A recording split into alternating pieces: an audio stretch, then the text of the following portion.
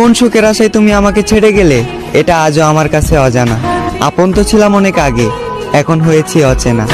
আজ আমি ভালো থাকি বা খারাপ, এতে তোমার কিছুই যায় আসে না। এই পৃথিবীর সব থেকে সুন্দরতম অনুভূতি হলো আমি তোমায় ভালোবাসি।